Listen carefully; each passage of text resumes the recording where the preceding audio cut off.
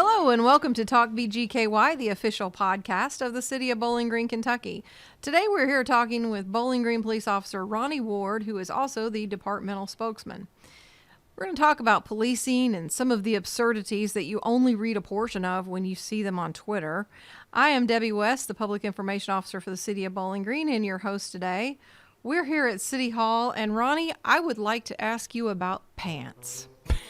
Pants? Pants. Okay, yeah, pants. As in, like, these are not mine? Actually, that's exactly what I want to talk to you about. Look, I really believed that I could go my entire career, maybe the last day that I worked as a police officer for the city of Bowling Green, I would finally get to hear, these are not my pants. Because that is just funny. There's like, what happened to get us to the point where these aren't your pants and you're wearing them? But it has happened twice in my career that somebody has told me that. What were the circumstances? All right, so both instances, I was arresting a person for some crime, and as I was taking them into custody, we search everyone, and we do that just for safety, just to make sure they don't have anything dangerous. But a lot of times we'll find drugs in their pockets. So I found some drugs in this person's pocket, and I pulled it out and I said, what is this? Because you don't really want to be handling drugs that you don't know what they are, but I was sort of forced into that situation. Fortunately, I was wearing gloves at the time, but I pulled it out. I was like, what is this? And he said, I don't know what this is. And I said, but you have to know what it is. It's drugs. It's in your pocket. And he said, no, I don't know what it is. It's not my drugs. And I said, if it's in your pocket. He goes, well, these aren't my pants. And I said, okay, wait, did you just tell me that these are not your pants? And yes, that's right. These aren't my pants. Okay, whose pants are they? Well, they're my friends. Okay, so you ended up at a friend's house, and somehow or another you exchanged pants with him, or did you show up at his house without pants on and needed a pair of pants? How did we get to this situation where you're in someone else's pants? And then here's a big question that probably your parents would like to know at some point in time. Where are your parents always ask, where are your shoes? Where's your coat? Well, your parents would probably like to, where are your pants? Why you came over here without any pants on? So I think we both sort of had a good laugh about that, and he may have realized the absurdity, but it was really humorous. And sort of the second instance kind of happened about the same way.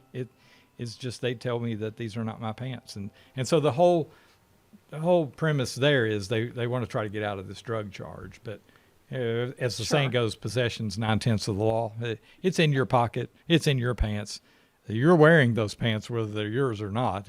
It's your drugs. I just want to know, did the pants fit?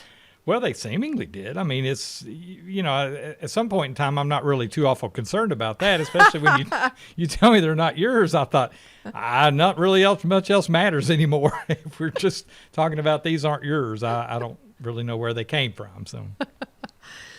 So tell me some of the other things that you've encountered, some of the other absurdities. So I was working one night, and it was just about sunset, as I remember. It was still sort of light, and it was warm out, so it was summertime. And I pulled into a service station that I often went by and got a cup of coffee or used the restroom, things like that. So I pulled up, and this lady comes over, and she's just absolutely frantic. She's crying, or beginning to cry, or had been crying. She just looked very, very distressed. And she said, can you please help me? And I said, ma'am, I'll be glad to help you. What's wrong? And she said, well, I'm locked out of my car. And so we're standing. I said, is it this car? She said, yes. And I looked, and she had an out-of-state plate on her car. So she's not from Bowling Green. She's traveling. Stopped here to get fuel.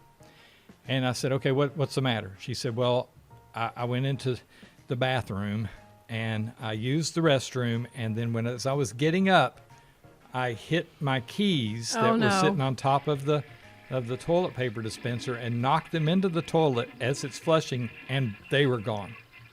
And I said, so they're gone? And she said, they are not in the toilet. They are gone.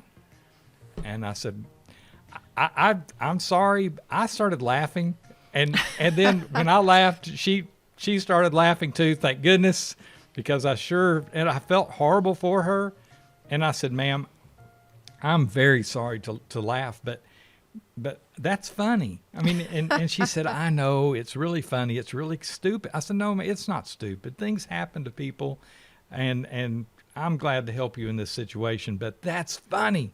And she said, "Yeah, it really is." And I said, "Okay, I'm going to get your car unlocked." I helped her out of the situation at that point in time, and this has been a long time ago. So, but at the end, I walked away and I said, "Ma'am, I just have to tell you, I keep a running document on my computer in my car of funny and crazy and silly things that happen to me, and you're going to make the paper." And she was really glad to know, and we did have a good laugh about it, and I helped her, and she was on her way, but she probably had a few keys that she was going to need to get replaced. But and fortunately, she didn't have one of the fancy fobs we have now. This has been over 10 years ago, so that but her keys were gone. But I'm glad she found humor in it, because it was something that I couldn't help myself when she told me that. I started laughing, and I thought I would be frantic if it happened to me. So I was glad she found some humor in it too. You had the natural human reaction. It is. And you helped her through it. I did. I helped her through it, and I was so sorry it happened to her, but it was funny. I just couldn't get past the fact that it was just funny. So. And nowadays, if that happened and it went out on the radio, it would end up on Twitter. It would. There's no, it's hard to deny some of the things that happen end up on Twitter. And then, the thing that people don't really understand, everything that you read is not true. And I know that's a hard concept to get past. Absolutely. But if you look at your social media and on Twitter, and you see this is something that's happening, it may or may not be true, and probably is not exactly like because what happens is the caller calls in, and so the person that's on answers the phone, the dispatcher, they start typing all of this information. Well, they're not typing every single word the person's saying. They're giving sort of the very short version of the story. And instantly that comes up on the screen of the person who's dispatching. So you have a person that's interpreting the call, and then the dispatcher is typing that out, and then the other dispatcher is interpreting what the dispatcher wrote. So it's third time removed by the time it gets on the radio. Well, you can't give a full story on the radio. You have to give some abbreviated version. Well, that's the stuff that you hear that you're like, what is happening over there? And yeah, that's how it works out. So yeah, sometimes it comes out. I remember one specific time there was a dance off. Yes, I remember the dance off. Yeah, and I think it was off of Adams Street, might have been 12th, somewhere around in there. I can't remember exactly where the street was, but the call came out that there was an assault. And so we go over there, and we later learned that the assault was because of this dance-off that they were having in the street, and someone lost and was mad about it and beat the other person up. I remember that. It was over on Adams. Yeah, and so when you get there, I know you're looking at it, and people are telling you, here's what happened. It's like, well, why? First thing everybody wants to know is, why did it happen? We see the what. There's somebody that's been beat up, but why did this happen? And so they go into the why it happened, and that's not real. That can't be real. That's not really what happened. What really happened? It's like, no, that's really what happened. What's the real motive? Dance off. Dance off. Like, well, where was this dance off taking place? Well, we're right in the street here. It's like, okay, this doesn't make a lot of sense to me. I just don't. I'm not sure that I can write that down as motive. I'm looking through the check boxes. There's no motive that says dance off. Right? I have to click a box. What is motive is not can't be dance off. So sometimes the truth is stranger than fiction sometimes. Oh, absolutely. I remember a particular break-in that we had here in Bowling Green, and the person broke into someone else's house, ate all of their cupcakes and all of the ashes in their ashtray. Do you remember this? I do, yeah. Yeah. And then I think went to sleep on their couch. Yeah, that sometimes that happens. I mean, How does that happen? I mean, when is Well- that ever a good idea? I've never thought, I'm going to go in that house, I'm going to eat all of their cupcakes, and then I'm taking a nap. You're leaving. How does that happen? Okay, you're leaving an integral part of this story out that you have to take into consideration. All right. At some point in time, when a bad decision is being made, there may or may not be a beer involved, or a Or drink, 6 or beers. 6 beers, or maybe some drug that involved. And so, in some cases, now the strange thing that you would find hard to believe is we see that on a. It happens a few times a year. That's not something that is so unique that we get a call of some strange person in my house, like, oh, okay, I know what's going on here because I've been there before. I've seen this before. They think, and you think about this. Look at your at most apartment buildings. All of the doors look alike. If your buddy says, "Hey, come to my apartment," it's like, "What number is it?" It's 605. Well, I can't remember. That's what he said, but maybe it's the 5th or 6th on the left. Well, it's not. It's the 5th or 6th on the right. Well, okay. Well, the door's unlocked. I'm just going to let myself in. He's not home. It's okay. I'll just sit around and wait. So, moral of the story: if you want to keep all your cupcakes, is lock your door. Lock your door. Lock your door. It's and so they just sometimes will wander in, but typically whenever it happens, they've eaten something or drank something out of the fridge, and we'll find them on the couch, and typically they're asleep, and so we have to wake them up, and sometimes that can be a little scary because you don't like to be woken up from a very deep sleep, and and you got to go home, right, to your home, or maybe we'll take you to someplace else to stay for the night. Another place that may not serve cupcakes. I doubt there's any cupcakes served down there. Yeah. So tell me about some of the other things you've seen. I don't know. You get some funny excuses when you pull people over for speeding or something. Just one that just pops in my mind is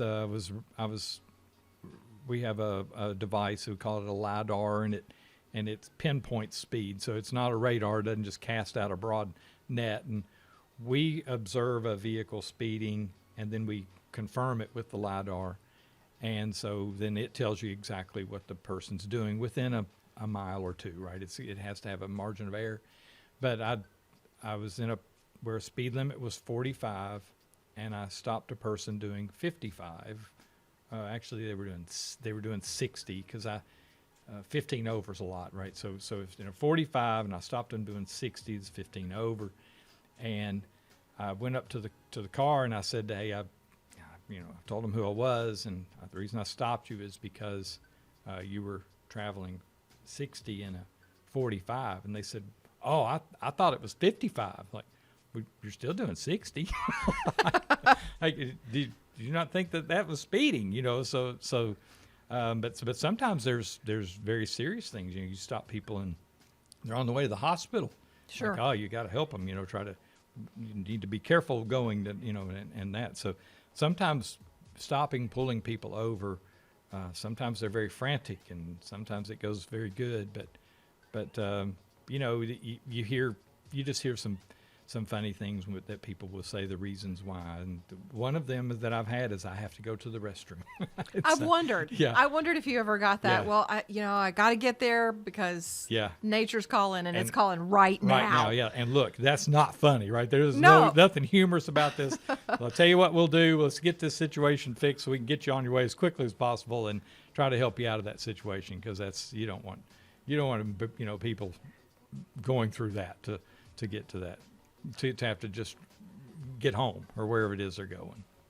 Did you ever think when you became a police officer that you would encounter some of the things that you did? Because this isn't something that runs in your family. No. You're not, policing doesn't run in your family, so you didn't grow up around it. It was just, this is a career that you chose. So when you came into it, did you ever think, wow, I'm really going to encounter some very absurd things? I've worked in Bowling Green literally all of my adult life. And I didn't start policing until I was 40 years old. And even having lived in the area, working here, friends here, spending time here. I had no earthly idea this is all what went on. And so when you're a police officer and you're like, wow, that's a lot. There's just a lot going on. And so just thinking about, some calls that you get, there's always one somewhere down the line that someone doesn't have clothes on. And that is always a very, very unpopular call with police. Like, oh no, I don't want to have to go deal. And we just say naked man. I mean, it could be a woman or a man, with a man, but nobody wants the naked man call. Because here's the thing you got to keep in mind. There's a reason that they've taken all of their clothes off. And, Sure. and a lot of times it's because they're really hot. And so really hot people sweat a lot. And so when you go to, like, they need help, right? There's something wrong here. Sure. And so you got to figure out, how do I help this person? But I can't let you be running around with no clothes on. And so you try to grab a hold of them, and they're very slippery.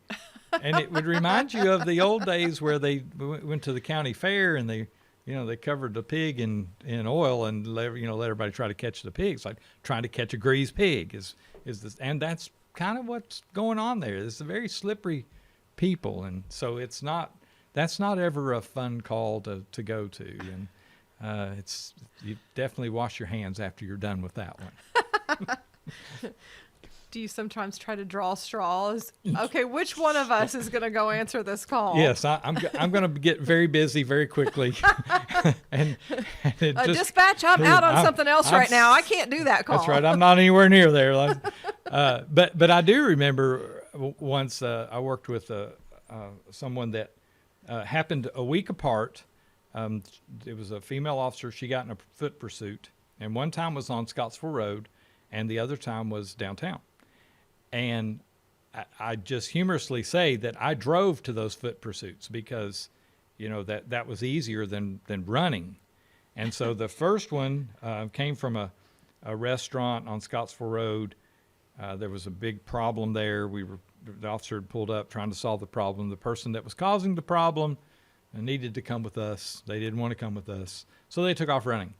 And I just happened to be at the intersection. I was going to help her, but I was at the intersection of Ashley Circle and Wilkinson Trace on the other side. So Wilkinson Trace and Scottsville Road. And I thought in my mind he's going to run. I know he's going to run. And he did. And so he runs across Scottsville Road. Well, I was at the light. I just went straight across. And so I'm trying to keep him in sight, and it's dark. And he runs down behind some businesses there. And she's shortly after him. She's gaining on him, but he's still in front. And I don't know how far they're going to run. Typically they'll run till we say they're out of gas, right? They run till they're done. And so he came around the corner of the business, and I just happened to be standing right there. I was like, "Hey, get on the ground." He's like, "Oh, I'm done." And he was cooked. He's tired. He'd run, about 300 yards, and it was a sprint for him, and he was intoxicated. It was all he could do. And so, she was not real happy that I drove to her foot pursuit. And so the next week, she's dealing with same person. She's dealing with the person who's intoxicated again, causing a problem. It's time for him to go with us. He doesn't want to go. He takes off running. And I was at the corner of, I was at State Street and probably 10th or 11th, somewhere around in there. And he came out from between the two buildings. He'd run a long way. It was, a couple hundred yards. And there I stood. I'm fresh, right? You again. She came around the corner, a minute or so. She was mad. She was just like, "This is twice you've done this to me." But I gave her, I'm like, "Here's your person back," and and went on our way. So she didn't like me too much right then, but she was glad to have the help when it was needed. But sometimes foot pursuits are, they're exhausting. So yeah. So were you part, I'm going to go back for a minute to the naked man calls. Were you part of the call where there was a partially naked man who, for whatever reason, was running from police, swam across the Barren River near the water treatment facility in very cold weather and somehow or another ended up in front of the gentleman's club without many clothes on. Yeah, I wasn't part of that call. It happened. I was working then, and I typically worked the other end of town, so I wasn't on this end. But that's one that, like, I don't know what's happening here. I mean, I was flat impressed that he could swim across the Barren River when it was about 45 degrees outside. If I remember correctly, it might have been spitting snow a little bit too, It was or something. cold. It was very, very cold, and then so he shows up at a business and he doesn't have all, and he's wet, and they're like, well, that's unusual. I mean, you look at this and say, well, there's a wet guy, no shirt, he's wet, doesn't have a shoe. Why? What's going on here? Why are you like this? So yeah, it's and that's the thing. Truly, you don't really know what to expect, because sometimes in desperation, people will do absurd things, and so yeah, so you kind of have to be ready for about anything. Okay, we're going to take a quick break and we'll be right back.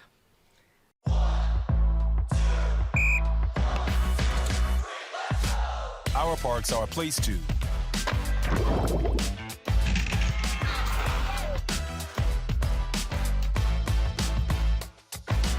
and our parks are a place to work.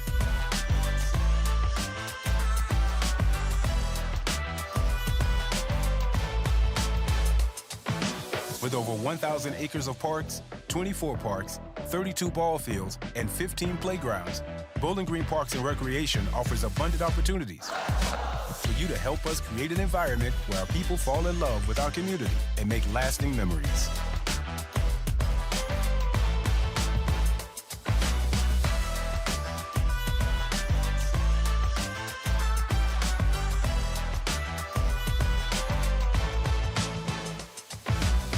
Apply today at joinbgky.org.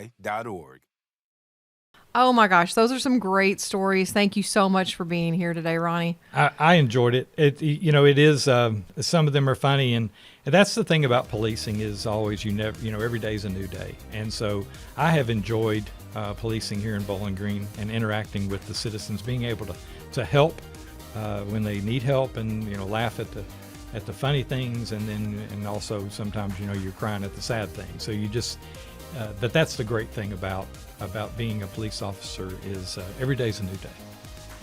Well, thank you so much for being here. You've been listening to Talk BGKY, the official podcast of the City of Bowling Green, Kentucky.